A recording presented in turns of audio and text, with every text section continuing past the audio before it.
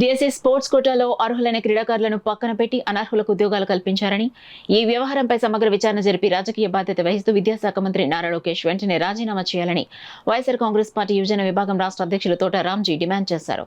కాకినాడలో మెగా డిఎస్పీపై కూటమి ప్రభుత్వం ఉక్కుపాదం పేరుతో వైసీపీ యువజన విభాగం ఆధ్వర్యంలో యువత భారీ నిరసన ర్యాలీ నిర్వహించారు. డిఎస్సి నియామకాల్లో అక్రమాలు, నీట్ ప్రశ్నపత్రం లీకేజ్, ఫీజు రీయింబర్స్మెంట్ అమల్లో వైఫల్యం, నిరుద్యోగ భృతి చెల్లింపులో ప్రభుత్వం విఫలమైందని ఆరోపిస్తూ నాయకులు ప్రభుత్వానికి వ్యతిరేకంగా నినాదాలు చేశారు. డి కన్వెన్షన్ సెంటర్ నుంచి ప్రారంభమైన ర్యాలీ మెయిన్ రోడ్ మీదుగా బాలాజీ చెరువు సెంటర్ కు చేరుకుంది.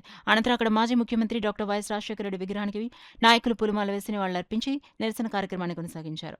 ఈ కార్యక్రమంలో వైసీపీ రాష్ట్ర వర్కింగ్ ప్రెసిడెంట్ తోట రాంజీ, కాకినాడ జిల్లా అధ్యక్షుడు రాగిరెడ్డి అరుణ్ కుమార్, మాజీ చైర్పర్సన్ రాగిరెడ్డి చంద్రకళాదీప్తి, అల్లు రాజబాబు, సుంకర విద్యాసాగర్లు పాల్గొన్నారు. ఈ సందర్భంగా నాయకులు మాట్లాడుతూ కూటమి ప్రభుత్వం అధికారంలోకి వచ్చిన తర్వాత యువతకు ఇచ్చిన హామీలు పూర్తిగా విస్మరించిందన్నారు. యువగళం పాదయాత్ర సందర్భంగా యువతకిచ్చిన హామీలను మంత్రి నారా లోకేష్ అమలు చేయకుండా గాలికి వదిలేశారని ఆరోపించారు. రాష్ట్రంలో ఫీజు రీయింబర్స్మెంట్ సక్రమంగా అమలు కావడం లేదని, నిరుద్యోగులకు ఉద్యోగ అవకాశాలు కల్పించడంలో ప్రభుత్వం పూర్తిగా విఫలమైందన్నారు. డిఎస్సి నియామకాలలో ఫేక్ స్పోర్ట్స్ సర్టిఫికెట్ల ఆధారంగా పోస్టులు కేటాయించారని, అనర్హులకు ఉద్యోగాలు కల్పించి అర్హత సాధించిన అభ్యర్థులకు తీవ్ర అన్యాయం చేశారని ఆరోపించారు. ఈ అక్రమాలపై హైకోర్టు విచారణకు స్వీకరించడం ప్రభుత్వం వైఫల్యానికి నిదర్శనమని పేర్కొన్నారు.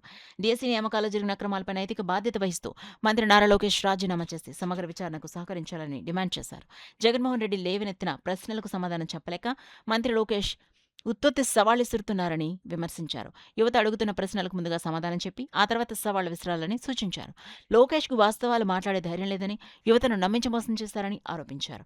నాయకులు మామిడాల గౌతమ్ తేజ, పూసల అనిల్, గన్నవరపు రాజేష్, యాసలపు పవన్, మిడిమల కుమార్, సూర్యకాంత్, సాయి పవన్, మనోజ్ కుమార్తో పాటు పెద్ద సంఖ్యలో పార్టీ శ్రేణులు పాల్గొన్నారు.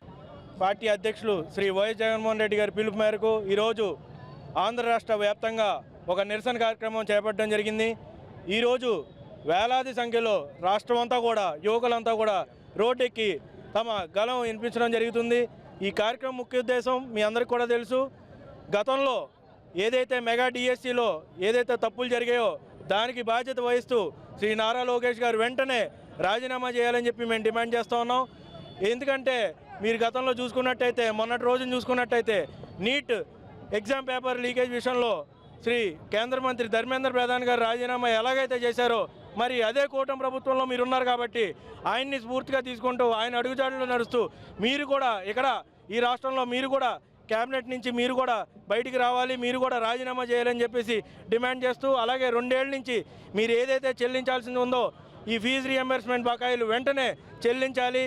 మీరు ఈ విధంగానే అంటే ఈ ఒక్క 2 అంశాల్లోనే కాదు, చిన్నపిల్లల నుంచి చదివే పేద విద్యార్థుల వరకు కూడా మీరు సరిగ్గా అంటే వసతులు కల్పించడంలో కానీ ఆహారం కల్పించడంలో కూడా మీరు కల్తీ చేస్తూ ఉన్నారు. ఖచ్చితంగా ఇవన్నీ కూడా దేవుడు గమనిస్తాడు. అలాగే ప్రజలు మీకు బుద్ధి చెప్పే రోజు ముందే ఉందని చెప్పేసి ఈ సందర్భంగా తెలియజేసుకుంటున్నాను.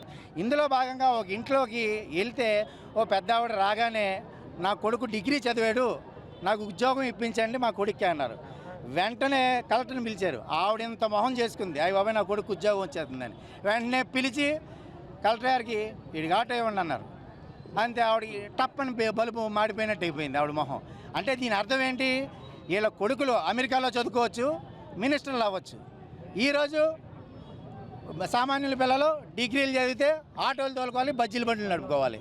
ఇది కూటమి ప్రభుత్వం ఆలోచన వ్యవస్థ. ఇవన్నీ కూడా చూస్తూ సపోర్ట్ చేసిన వాళ్ళకు కూడా మేము ప్రశ్నిస్తున్నాం. కూటమి ప్రభుత్వానికి సహకారం చేసిన ప్రతి ఒక్కరు కూడా ప్రశ్నిస్తామని ప్రశ్నగానే మిలిగిపోయారు.